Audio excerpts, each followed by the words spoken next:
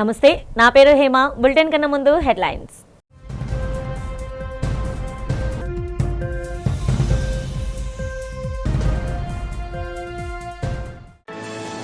Bharatiya Janata party ఆధ్వర్యంలో విశాఖ కైలాసగిరిపై ఘనంగా జరిగిన సోమనాథ్ స్వాభిమాన్ కార్యక్రమంలో ముఖ్య అతిథిగా పాల్గొని కైలాసగిరిపై త్రిశూల్ ఏర్పాటును స్వాగతించిన BJP chief PVN Madhav.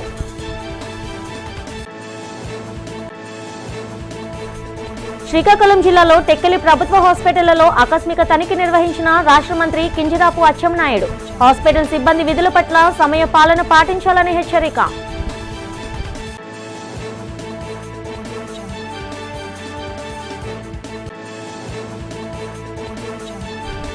Visakha దక్షిణ నియోజకవర్గంలో కాంగ్రెస్ సీనియర్ నాయకుడు కేవీ సూర్యనారాయణ ఆధ్వర్యంలో ఏర్పాటు చేసిన పార్టీ కార్యాలయం, నూతన కార్యాలయాన్ని ప్రారంభించిన పార్టీ రాష్ట్ర స్పోర్ట్స్ సెల్ చైర్మన్ జీవి కమలాకర్.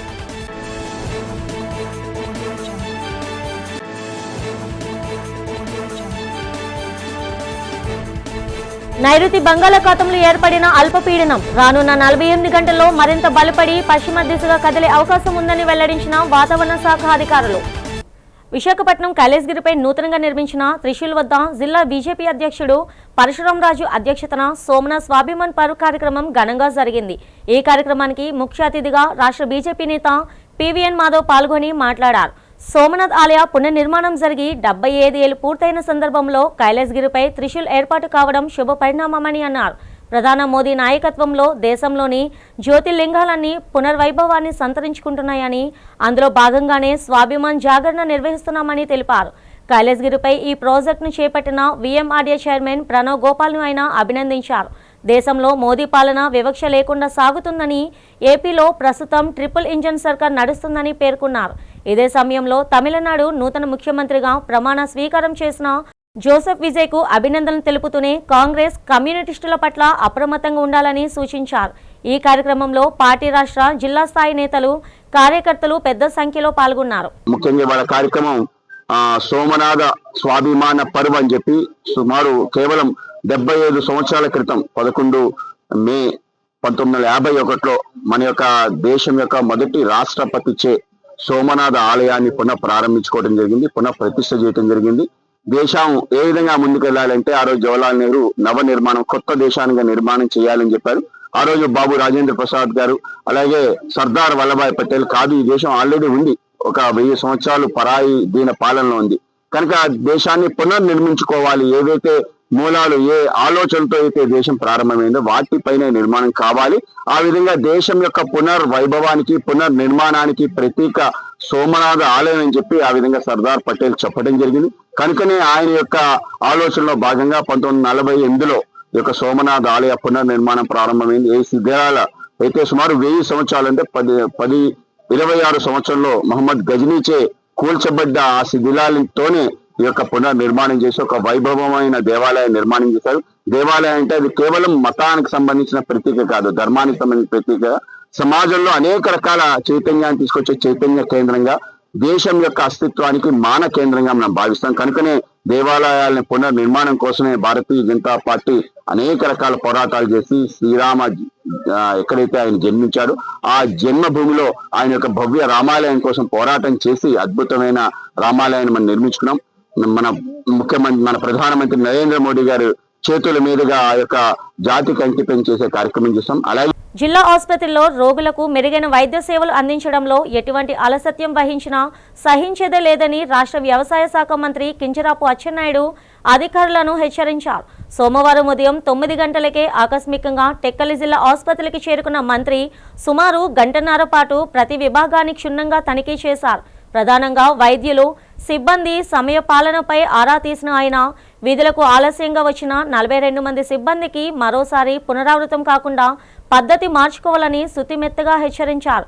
ఆసుపత్రిలో త్రాగునీటి సమస్యపై తీవ్ర ఆగ్రహం వ్యక్తం చేస్తూ దీనిపై కమిటీ వేసి 36 గంటల్లోగా నివేదిక సమర్పించాలని, బాధ్యులపై చర్యలు తీసుకోవాలని జిల్లా కలెక్టర్ స్వప్నల్ దినకర్ పున్కర్కు ఫోన్ ద్వారా ఆదేశించారు. ఆసుపత్రి పరిసరాల పరిశుభ్రత, పారిశుద్ధ్య నిర్వహణపై సంతృప్తి వ్యక్తం చేసిన మంత్రి రోగులకు ఇబ్బంది కలగకుండా మౌలిక వసతుల కల్పనకు ప్రాధాన్యత ఇవ్వాలని సూచించారు. ఆసుపత్రిలో నీటి లభ్యత ఉన్న చోట వెంటనే కొత్త బోరు తవ్వించాలని ఆర్బీఎస్ అధికారులను ఆదేశించడంతో పాటు రోగుల రాకపోకల సౌకర్యం ప్రధాన గేటు వద్ద 2 మాన్యువల్ గేట్లను ఏర్పాటు చేయాలని స్పష్టం చేశారు.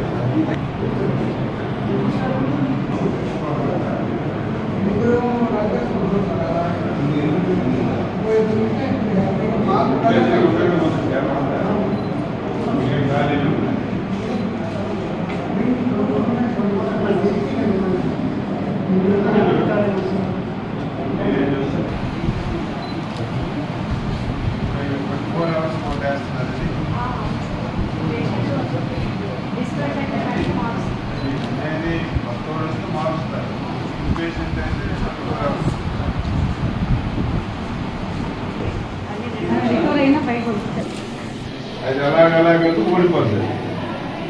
ఇలాంటివన్నీ వారంకి ఒకసారి ఒక టెక్నీషియన్ పిలిచి అన్ని పని ఉన్నా లేకపోయినా అడిగి పిలిచి ఇవన్నీ బిగించాలి.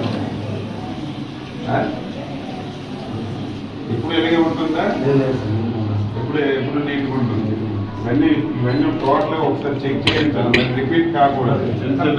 ఇవి గ్లాసులు ఏముంది, గ్లాస్ లేకపోతే ఎలాగ ఓపెన్ అయిపోయింది కదా. ఇలాంటివన్నీ ఎవరు చూస్తే నువ్వే చూడాలా? ఇదెవరు చూస్తారు? ఎవరు ఎవరికో పెట్టుకోవాలి, శుభ్రంగా బాధ్యత తీసుకుని ఇవన్నీ చూసుకుని ఉన్నాయి కదా.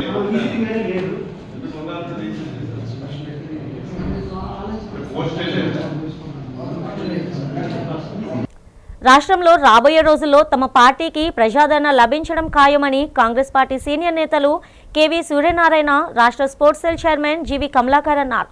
విశాఖ దక్షిణ నియోజకవర్గం కాంగ్రెస్ పార్టీ కార్యాలయాన్ని పూనా మార్కెట్ రోడ్లో కేవీ సూర్యనారాయణ ఆధ్వర్యంలో ఏర్పాటు చేశారు. పార్టీ కార్యాలయాన్ని ప్రారంభించిన అనంతరం కేవీ సూర్యనారాయణ, జీవి కమలాకర్ మీడియాతో మాట్లాడారు. విశాఖ దక్షిణ నియోజకవర్గంలో పార్టీ బలోపేతమే తమ లక్ష్యమని తెలిపారు. నియోజకవర్గంలో విస్తృతంగా పర్యటించి ప్రజా సమస్యలను తెలుసుకొని వాటి పరిష్కారానికి ప్రజాప్రతినిధులపై ఒత్తిడి తీసుకొస్తామని చెప్పారు. బీజేపీ ఈవీఎంల నియంత్రణ ద్వారా అధికారంలోకి వస్తుందని ఆరోపించారు. కూటమి నేతలకు రాష్ట్ర ప్రజలు తగిన గుణపాఠం చెప్పే రోజులు రాబోతున్నాయని సూర్యనారాయణ, కమలాకర్లు తెలిపారు. ఈ కార్యక్రమంలో కాంగ్రెస్ నేతలు ప్రియాంక దండి, కె గాయత్రి, శ్రీనివాస్, కస్తూరి వెంకట్రావు, పి ఆనంద్ కుమార్, భాషా, జి వెంకట్రావు, అప్పారావు, కనకరావు తదితరులు పాల్గొన్నారు. మాట్లాడుతున్నాను. ఈరోజు విశాఖపట్నం జిల్లాలో మొదటిసారిగా నేను దక్షిణ నియోజకవర్గ కాంగ్రెస్ పార్టీ కార్యాలయాన్ని ఈరోజు ఓపెన్ చేయడం జరిగింది. ఈ రోజు నుంచి ప్రతి వార్డులో కూడా కార్యకలాపాలు మొదలుపెట్టడానికి మేము సిద్ధపడుతున్నాం. అదేవిధంగా రాబోయే ఈ ఏదైతే జిఎంసీ ఎలక్షన్లు ఉన్నాయో, కార్పొరేషన్ ఎలక్షన్లు, ఆ ఎలక్షన్లో మా 14 వార్డులు కూడా విజయవంతంగా ఇది ఓటు బ్యాంకు పెంచడానికి, అదేవిధంగా 4-5 వార్డులైనా సరే మా కాంగ్రెస్ పార్టీ కైవసం చేసుకోవడానికి మేము కృషి చేస్తాం. అదేవిధంగా రాబోయే 29 అసెంబ్లీ ఎలక్షన్లో కూడా సాయశక్తిగా మా ఓటు బ్యాంకు పెంచుకోవడానికి కానీ లేకపోతే గెలవడానికైనా సరే మా ప్రయత్నం మేము అందరం మా వార్డు ప్రెసిడెంట్తో అందరితో కలిసి ఈరోజు నిర్వహించుకుంటున్నాం. ఈరోజు మొదలు పెట్టడం ప్రతి కార్యక్రమం కూడా. అదేవిధంగా మాకు మీ అందరూ కూడా మీడియా వాళ్ళు కానీ లేకపోతే అదేవిధంగా దక్షిణ కాంగ్రెస్ పార్టీ అభిమానులు కానీ అదేవిధంగా ప్రజలు కానీ మాకు సహకరించవలసిందిగా నేను రిక్వెస్ట్ చేసుకుంటున్నాను. ప్రతిరోజు కూడా ఇక్కడ ఆఫీసులో మేము అందుబాటులో అందరికీ ఉంటాను. వార్డు ప్రెసిడెంట్లు కానీ, నాయకులు కానీ, లేకపోతే జనాలకు కానీ. ఇక్కడి నుంచి ప్రతి వార్డులో కూడా ఏదైతే ప్రాబ్లమ్స్ ఉన్నాయో, అదేవిధంగా జనాలకి ఏదైతే ప్రాబ్లమ్స్ ఉన్నాయో ప్రతి ప్రాబ్లం కూడా మేము కమిషనర్ దగ్గర కానీ లేకపోతే ఎమ్మెల్యే గారి దగ్గర కానీ లేదా ఎంపీ గారి దగ్గర కానీ ఏ ప్రాబ్లమ్స్ ఆ ప్రాబ్లం మేము తీసుకెళ్ళి సాల్వ్ చేయడానికి మేము ప్రయత్నిస్తాం. మా పిసిసి అధ్యక్షురాలు శర్మారెడ్డి గారి ఆదేశాల ప్రకారం మొట్టమొదటిగా విశాఖపట్నంలో సూర్యనారాయణ గారు ఆఫీస్ ఓపెన్ చేశారు సౌత్లో. సూర్యనారాయణ గారికి అలాగే మరియు సూర్యనారాయణ గారి తాలూకా వార్డ్ ప్రెసిడెంట్ అందరికీ కూడా నా కృతజ్ఞతలు. అలాగే విశాఖపట్నంలో ప్రజెంట్ ఫస్ట్ ఆఫీస్ ఇది, తర్వాత ప్రియాంక మేడం కూడా ఓపెన్ చేస్తారు, తర్వాత అక్కడ రామకృష్ణ గారు భీమిలీలో కూడా ఓపెన్ చేస్తారు, అలాగే నార్త్లో అమ్మగారు కూడా ఓపెన్ చేస్తారు. అలా కోఆర్డినేటర్లు ఎవరైతే ఉన్నారో వాళ్ళందరూ కూడా ఆఫీసులు ఓపెన్ చేస్తాం. ముఖ్యంగా చెప్పేది ఏంటంటే ఆఫీసులన్నీ ఓపెన్ చేయడానికి కానీ కారణం ఏంటంటే ప్రజల్లోకి వెళ్ళడానికి, ప్రజల్లోకి వెళ్ళి ప్రజల సమస్యల ముందు ప్రతిదీ కూడా పోరాడడానికి. ఇందాక సార్ అడిగినట్టుగా ప్రతి పోరాటంలో ఉంటాం, ప్రతి పోరాటంలో ముందుంటాం. ఎందుకంటే ఇప్పుడు తెలుసు అందరూ కూడా బీజేపీ వెనకాల ఉన్నారు, పార్టీలు బీజేపీ వెనకాల ఉన్నారు, అలాగే నాయకులు కూడా బీజేపీ వెనకాల, బీజేపీ ఏం చెప్తే జరుగుతుంది. అలా కాకుండా ప్రజల సంక్షేమానికి, ప్రజల కోసం, ప్రజలు బాగుపడడం కోసం ఏం కావాలో అది ఒక కాంగ్రెస్ పార్టీగా స్టాండ్ తీసుకోగలదనేది ప్రజలకు తెలిసేటట్టు ప్రతి వార్డులో కూడా, ప్రతి కాన్స్టిట్యూషన్లో కూడా ఇంకెప్పటి నుంచి కాన్స్టిట్యున్సీలో కూడా జరుగుతుంది. అలాగే మరి నిన్న మన మోడీ గారు మాట్లాడుతూ 9 ఎప్పిల్ సేవ్ చేశారు. బాగానే ఉంది. 15 సంవత్సరాల నుంచి పాలన చేస్తూ ఇప్పుడు ప్రజలు జాగ్రత్తగా ఉండడం అంటే అది చాలా చాలా సిగ్గుచేటు చెప్పాలంటే. దక్షిణ నియోజకవర్గంలోని ఇన్ఛార్జ్ అయిన సూర్యనారాయణ గారు ఈరోజు ఆఫీస్ ఓపెన్ చేయడం జరిగింది. ఆయనకి మా తూర్పు నియోజకవర్గం నుంచి హృదయపూర్వక అభినందనలు తెలియజేసుకుంటున్నాము. ఇది ఒక్క పార్టీ కార్యాలయమే కాదండి, ప్రజల సిద్ధాంతాలను, ఆశయాలను, సేవాభావానికి ప్రతీక. ఇక్కడి నుంచి ఈ కార్యాలయం నుంచి ప్రజల సమస్యలను తెలుసుకొని ముందడుగు వేస్తారని, వేయాల్సిన బాధ్యత ఎంతైనా సూర్యనారాయణ గారు అయిన ఇన్ఛార్జ్ అయిన సూర్యనారాయణ గారి మీద ఉందని అనుకుంటున్నాం కూడా. ఇక మీదట పార్టీ బలోపేతానికి వేసిన ప్రతి అడుగు కూడా ఈ కార్యాలయం నుంచే జరుగుతుందండి. చెయ్యాలని కూడా సూర్యనారాయణ గారిని, సౌత్ టీం అందరినీ కూడా కోరుకుంటున్నాము. పార్టీ బలోపేతంకి కృషి చేయాలని కూడా కోరుకుంటున్నామండి. వన్స్ అగైన్ కంగ్రాచులేషన్స్ సూర్యనారాయణ గారు అండ్ టీమ్. Thank you. గత వైసీపీ 5 ఏళ్ల పాలనలో రాష్ట్రం అన్ని విధాలా నష్టపోయిందని, జగన్ తన క్రిమినల్ మనస్తత్వంతో వ్యవస్థలన్నింటినీ నాశనం చేశారని మంత్రి కొల్లు రవీంద్ర విమర్శించారు. ఈ సందర్భంగా ఆయన టీడీపీ కేంద్ర కార్యాలయంలో జరిగిన మీడియా సమావేశంలో మాట్లాడారు. నాడు రాష్ట్రాన్ని విధ్వంసం చేసిన వైసీపీ నేతలు నేడు ఉత్తర కుమార ప్రగల్భాలు పలుకుతున్నారని మండిపడ్డారు. నిరుద్యోగ యువత కోసం కూటమి ప్రభుత్వం మెగా డీఎస్పీతో పాటు గ్రూప్ 1-2 పోలీస్ కానిస్టేబుల్ ఉద్యోగాల భర్తీ చేపట్టిందని చెప్పారు. ప్రైవేట్ రంగంలో ఇప్పటికే 6 లక్షల పైచిలుకు ఉద్యోగాలు కల్పించిందని గుర్తు చేశారు. రాష్ట్రంలో మెడికల్ కాలేజీలకు ఎన్టీఆర్ శ్రీకారం చుడితే 22 కాలేజీలను ఏర్పాటు చేసిన ఘనత చంద్రబాబుదేనని కొనియాడారు. వైసీపీ హయాంలో కేంద్రం ఇచ్చిన 1500 కోట్ల నిధులను దారి మళ్లించారని, పేదల భూములను 22A కింద పెట్టి దోచుకున్నారని ఆరోపించారు. కూటమి ప్రభుత్వం రాగానే ఆ అక్రమాలను అడ్డుకుంటుందని స్పష్టం చేశారు. రాష్ట్రాన్ని సర్వనాశనం చేసి ఈ రాష్ట్రంలో అన్ని వర్గాల్ని రోడ్డున పడేసినటువంటి వ్యక్తి జగన్మోహన్ రెడ్డి. నిన్న ఒక స్వయం ప్రకటిత మేధావి, వాళ్ళని మేధావులా ఊహించుకుంటా ఉన్నారు. ఆయన మాట్లాడుతూ జగన్మోహన్ రెడ్డి నిర్ణయాల వల్ల రాష్ట్రం చాలా ముందుకెళ్ళింది, చంద్రబాబు నాయుడు గారు పీపీపీలు తీసుకొచ్చి అనే దాని మీద మాట్లాడుతూ అసలు చేతకానటువంటి మాటలు మాట్లాడుతూ ఉంటే నిజంగా సిగ్గేస్తుంది వాళ్ళని చూస్తూ ఉంటే. వాళ్ళు ఈ రాష్ట్రంలో పుట్టడమే మన దౌర్భాగ్యం. జగన్మోహన్ రెడ్డి గారు క్రిమినల్ మైండ్ మనందరికీ తెలిసినటువంటి విషయమే. ఆ క్రిమినల్ మనస్తత్వమే 5 సంవత్సరాలు రాష్ట్రం అన్ని విధాలా కూడా నష్టపోయింది. ఇవాళ రాష్ట్రాన్ని ఎలా ముందుకు తీసుకెళ్ళాలి, వాళ్ళు చేసినటువంటి విధ్వంసం వల్ల రాష్ట్రంలో ఆదాయం లేదు, ప్రజలకి సంక్షేమ కార్యక్రమాలు అందించాలంటే వనరులు సమకూర్చుకోవాలి, ఒక పక్క యువతకు ఉద్యోగాలు లేవు, ఉద్యోగ ఉపాధి అవకాశాలు కల్పించుకోవడానికి సంస్థలని ఆహ్వానించుకోవాలి. ఇవాళ ఇవన్నీ కూడా చేసుకుంటూ ఒక పక్క ప్రభుత్వ రంగ సంస్థలను కూడా ఇవాళ మొన్న ప్రభుత్వ రంగ సంస్థలో ముఖ్యమంత్రి చంద్రబాబు అంటే వెన్నుపోటుకు కేర్ ఆఫ్ అడ్రస్ అని వైఎస్ఆర్సీపీ అధికార ప్రతినిధి వంగవీటి నరేంద్ర విమర్శించారు. ఈ సందర్భంగా వైసీపీ కార్యాలయంలో ఆయన మీడియాతో మాట్లాడారు. చంద్రబాబు మెడికల్ కాలేజీలను తన బినామీలకు దోచిపెడుతున్నారని ఆరోపించారు. పీపీపీ పద్ధతిలో ప్రైవేటు పరం చేయటం అభివృద్ధా అని ప్రశ్నించారు. అమరావతిలో అద్దాలకు పెట్టే ఖర్చుతో మెడికల్ కాలేజీలు పూర్తయ్యేవి అన్నారు. మంత్రి కొల్లు రవీంద్ర పచ్చ కళ్ళజోడు తీసి చూస్తే వైఎస్ జగన్ హయాంలో జరిగిన అభివృద్ధి కనపడుతుందని, చంద్రబాబులాగా అబద్ధపు హామీలు జగన్ ఇవ్వలేదన్నారు. మేనిఫెస్టో పూర్తిగా అమలు చేసిన ఏకైక నేత జగన్ అని కొనియాడారు. చంద్రబాబు అధికారంలోకి రాగానే మేనిఫెస్టో అమలు చేయలేక చేతులెత్తేశారని, రాష్ట్రాన్ని అమ్మితే తప్ప హామీలు అమలు చేయలేమంటూ ఇప్పుడు కబుర్లు చెబుతున్నారని ఎద్దేవా చేశారు. వెన్నుపోటుకు care of address Chandrababu. NTR నుండి రాష్ట్ర ప్రజల వరకు అందరికీ వెన్నుపోటు పొడిచారని విమర్శించారు. ఆలోచన మెడికల్ కాలేజీలు చేయడం జరిగిందో జగన్మోహన్ రెడ్డి గారి హయాంలో, మరి దానివల్ల ఎలాంటి ఉపయోగకరం ఉంది, రాష్ట్రానికి ప్రతి జిల్లాకి ఒక మెడికల్ కాలేజీ కానీ హాస్పిటల్స్ కానీ ఉండాలనే ఆలోచన ఇంత స్పష్టంగా చెప్తే, మీరు ఇవన్నిటిని పక్కన పెట్టి కొల్లు రవీంద్ర గారిని ఇచ్చిన ప్రెస్ మీట్లో పూర్తిగా అసలు ఆయన విసిరినటువంటి ఛాలెంజ్ని పక్కన పడేసి మీరు మాట్లాడితే దాని మీద కదా మాట్లాడాలి.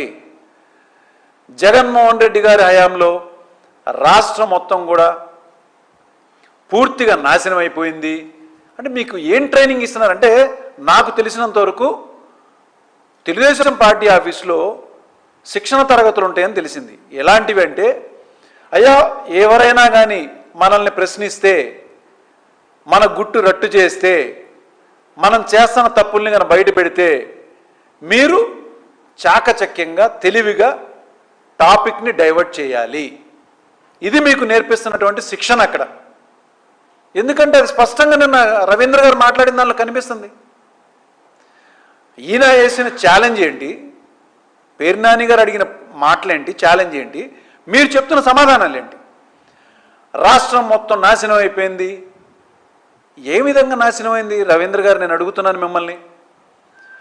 5 సంవత్సరాల్లో 2 సంవత్సరాల పాటు ఎన్నో సందర్భాల్లో మేము చెప్పడం జరిగింది, ఒక మండలం కాదు, ఒక జిల్లా కాదు, ఒక రాష్ట్రం కాదు, ఒక దేశం కాదు, ప్రపంచం మొత్తం తల్లకిందులైపోయే పరిస్థితుల్లో కరోనా అనేటువంటి విపత్తులో చాలామంది.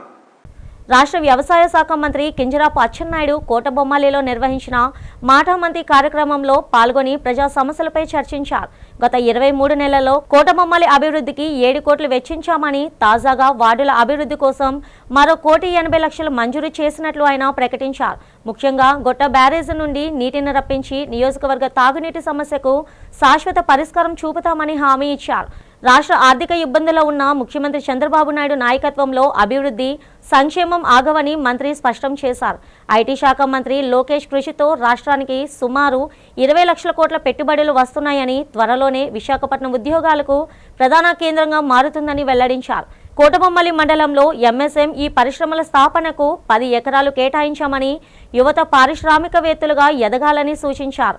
ఈ సందర్భంగా పలు అభివృద్ధి పనులను ప్రారంభించారు.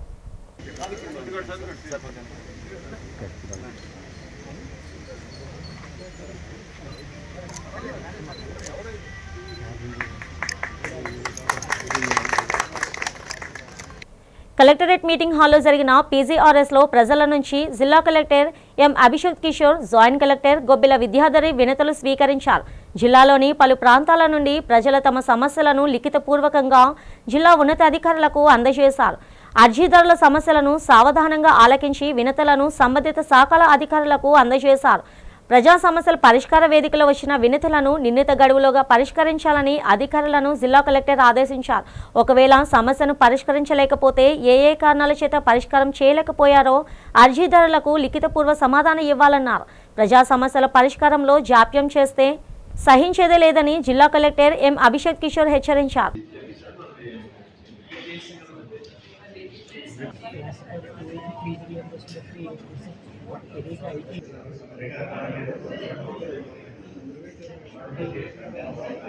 మధ్యాహ్న భోజన పథక నిర్వహణను అక్షయ పాత్రకు ఇవ్వవద్దని ఏపీ మధ్యాహ్న భోజన పథక కార్మికుల యూనియన్ విశాఖ జిల్లా నాయకురాలు రమణమ్మ ప్రభుత్వాన్ని డిమాండ్ చేశారు.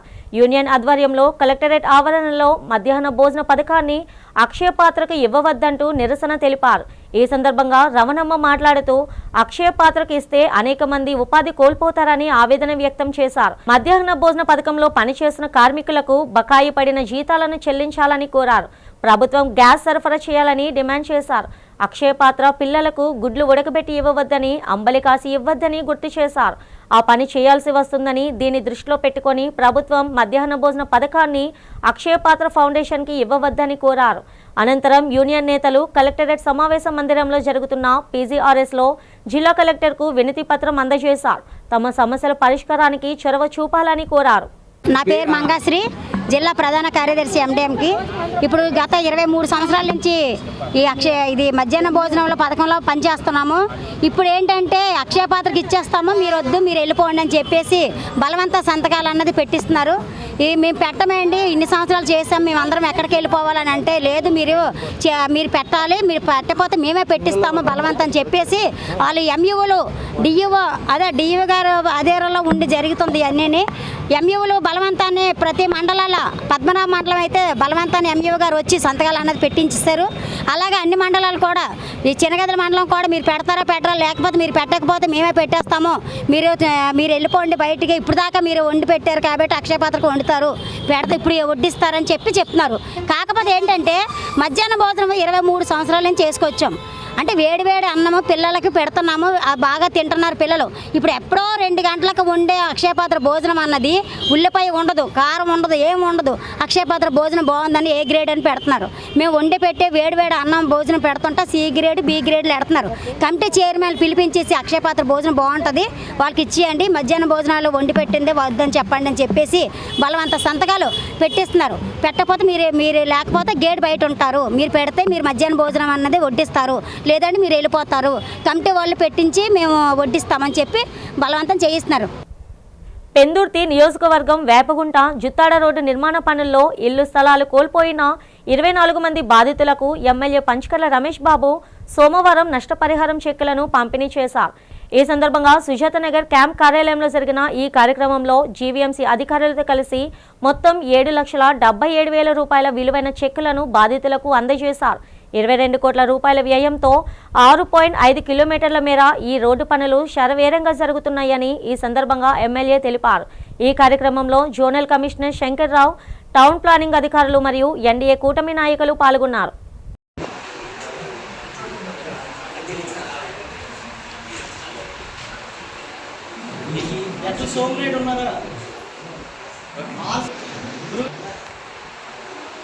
తెలుగు శక్తి అధ్యక్షుడు బీవీ రామ్ రాష్ట్ర మంత్రి నారా లోకేష్ కు సవాల్ విసిరారు.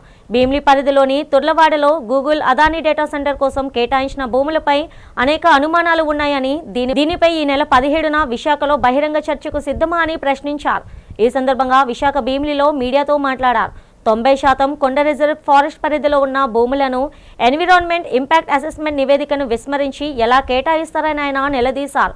గత ప్రభుత్వం 2039 ఎకరాలను లీజుకి ఇస్తే ప్రస్తుత ప్రభుత్వం వాటిని అమ్మేయడం వెనుక భారీ కుంభకోణం దాగి ఉందని ఆరోపించారు. లక్షల కోట్ల పెట్టుబడి, లక్షలాది ఉద్యోగాలని ప్రభుత్వం చెబుతున్నప్పటికీ రిటైర్డ్ ఐపీఎస్ అధికారి ఏబీ వెంకటేశ్వరరావు మాత్రం కేవలం 500 ఉద్యోగాలే వస్తాయని అంటున్నారన్నారు. ఇందులో ఏది నిజమో లోకేష్ స్పష్టం చేయాలన్నారు. ఎకరా భూమిని కేవలం 99 పైసలకి అప్పగించడంపై అభ్యంతరం వ్యక్తం చేస్తూ 1 ఎకరాకు ఎన్ని ఉద్యోగాలు ఇస్తారో ఒప్పందం పత్రాలను బహిర్గతం చేయాలని డిమాండ్ చేశారు. ఎటువంటి ప్రజాభిప్రాయ సేకరణ లేకుండా ఈ ప్రాజెక్టును ఎలా ముందుకు తీసుకెళ్తారని రామ్ ప్రశ్నించారు. మరి వేళ ఇది కేటగిరీ ఏలోకి వస్తుంది అంటే కేంద్రం క్లియరెన్స్ ఇవ్వాలి, అదే కేటగిరీ బి అయితే స్టేట్ గవర్నమెంట్ ఇవ్వాలి. కానీ వీళ్ళు ఏం చేశారు, B1లో పెట్టేసి పబ్లిక్ హీరింగ్ లేకుండా కేటగిరీ వీళ్ళు ఇష్టమన్నట్టు వెంటనే ఇంప్లిమెంట్ చేసి క్లియరెన్స్ ఇచ్చేశారు. అంటే దీంట్లో చాలా కుట్రలు జరిగిందని చెప్పి తెలుగుశక్తి ఆరోపిస్తుంది. మరి ఇటీవల విశాఖపట్నంలో మధురం సదస్సులో ఇప్పుడు బీవీ రామ్ చెప్పిన ఇంకోటి చెప్పినా కాదు, ఒక సాక్షాత్ retired DG officer, IPS officer AB Venkateswara గారు కేవలం 500 ఉద్యోగాలు వస్తాయి మాత్రం చెప్పారు. మరి ప్రభుత్వం లక్షల ఉద్యోగాలు అని చెప్పింది. ఏది నిజం? మీరు చెప్పింది నిజమా, ఆయన చెప్పింది నిజం? ప్రజల్లో ఒక భయం కలుగుతుంది. మరి ఈవేళ కొన్ని వేల కోట్లు మీరు రాయితీలు ఇచ్చారు, 27 కోట్లు రాయితీలు ఇచ్చారు. కేవలం 500 ఉద్యోగాలు ఇదేనా రాయితీ అడుగుతున్నాను. ఈవేళ 99 పైసలు ప్రపంచం ఎక్కడా లేదు. అంటే కారు చౌకగా భూమి విశాఖపట్నంలో దొరుకుతుంది. అంటే రాష్ట్రం అభివృద్ధి కోసం అంటున్నారు. సరే, మేము స్వాగతిస్తాం. 99 పైసలకి ఉద్యోగాల కోసం ఇచ్చారు. లోకేష్ గారు ముందు చూపుతో యువత కోసం ఇచ్చారంటే మేము స్వాగతిస్తాం. కానీ ఎకరానికి ఎన్ని ఉద్యోగాలు? ప్రజల నుండి అందుతున్న సమస్యలను సత్వరమే పరిష్కరించడమే ప్రధాన లక్ష్యం కావాలని పార్వతీపురం మన్యం జిల్లా కలెక్టర్ ఎన్ ప్రభాకర్ రెడ్డి అధికారులకు దిశానిర్దేశం చేశారు. సోమవారం కలెక్టర్ కార్యాలయ సమావేశ మందిరంలో నిర్వహించిన ప్రజా సమస్యల పరిష్కార వేదిక కార్యక్రమంలో జిల్లా కలెక్టర్ ప్రజల నుండి వినతులు స్వీకరించిన అనంతరం సంబంధిత శాఖాధికారులతో సమీక్ష నిర్వహించారు. ఈ సందర్భంగా మొత్తం 74 వినతులు రాగా వాటిలో రెవెన్యూకి సంబంధించిన వినతులు 14 ఉండగా 60 సాధారణ వినతులను కలెక్టర్ స్వీకరించారు. ప్రతి వినతిని సానుభూతితో పరిశీలించి నిర్ణీత గడువులోగా పరిష్కరించాలని జిల్లా కలెక్టర్ సంబంధిత అధికారులను ఆదేశించారు.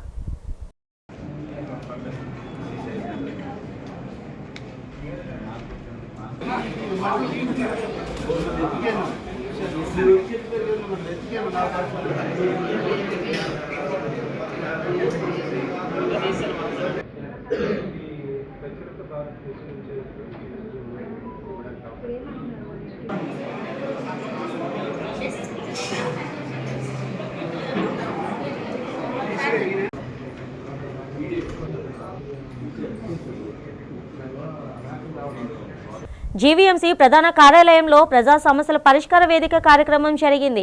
జీవీఎంసీ పరిధిలోని పలు ప్రాంతాల నుండి ప్రజలు తమ సమస్యలను లిఖితపూర్వకంగా ఈ వేదికలో అధికారులకు అందజేశారు. జీవీఎంసీ ఉన్నతాధికారులు ప్రజల నుండి అర్జీలను స్వీకరించారు. ప్రధానంగా టౌన్ ప్లానింగ్ విభాగానికి సంబంధించి ఎక్కువ ఫిర్యాదులు అందాయి. టౌన్ ప్లానింగ్ అధికారుల సహకారంతో నియమ నిబంధనలను తుంగలోకి తొక్కి పలువురు అక్రమ నిర్మాణాలు జోరుగా సాగిస్తున్నారని ఫిర్యాదు చేశారు. కొండవాలు ప్రాంతవాసులు తమకు మౌలిక వసతులు కల్పించాలంటే అధికారులను కోరుతూ వినతి పత్రాలను అందజేశారు. ప్రజలు పీజేఆర్ఎస్కు తీసుకొచ్చిన సమస్యలను సంబంధిత శాఖ అధికారులకు జీవీఎంసీ ఉన్నతాధికారులు అందజేశారు. జాప్యం చేయకుండా ప్రజా సమస్యలను పరిష్కరించాలని ఆదేశించారు.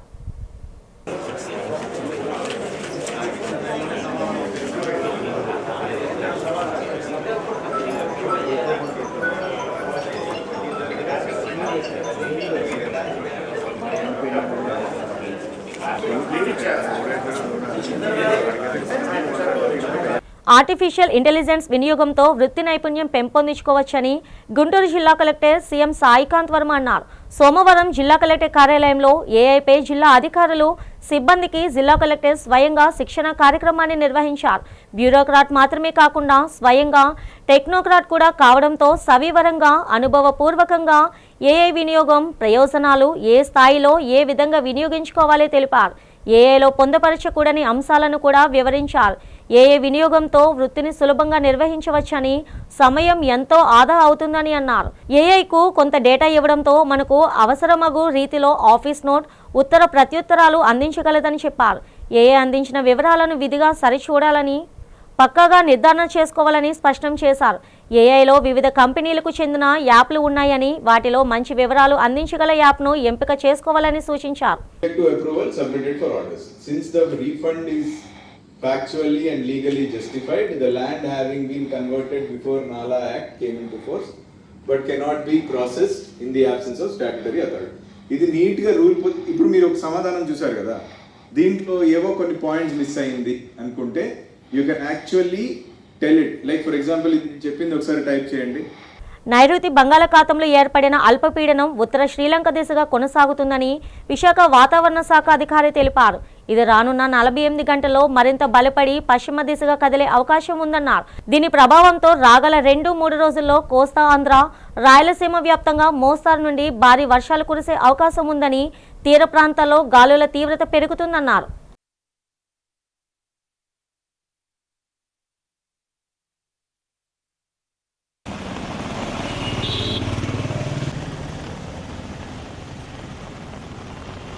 బులెటిన్ ముగిస్తుండగా హెడ్లైన్స్ మరోసారి.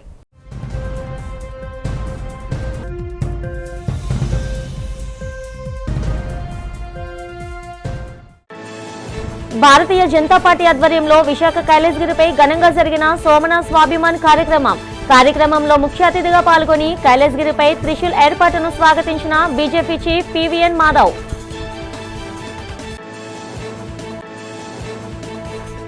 శ్రీకాకుళం జిల్లాలో టెక్కలి ప్రభుత్వ హాస్పిటళ్లలో ఆకస్మిక తనిఖీ నిర్వహించిన రాష్ట్ర మంత్రి కింజరాపు అచ్చెన్నాయుడు. హాస్పిటల్ సిబ్బంది విధుల పట్ల సమయ పాలన పాటించాలని హెచ్చరిక.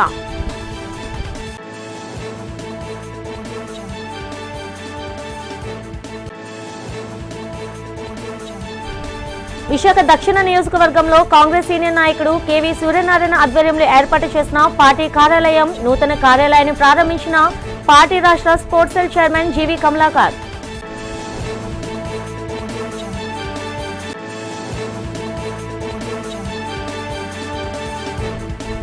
నైరుతి బంగాళాఖాతంలో ఏర్పడిన అల్పపీడనం రానున్న 48 గంటల్లో మరింత బలపడి పశ్చిమ దిశగా కదిలే అవకాశం ఉందని వెల్లడించిన వాతావరణ శాఖ అధికారులు.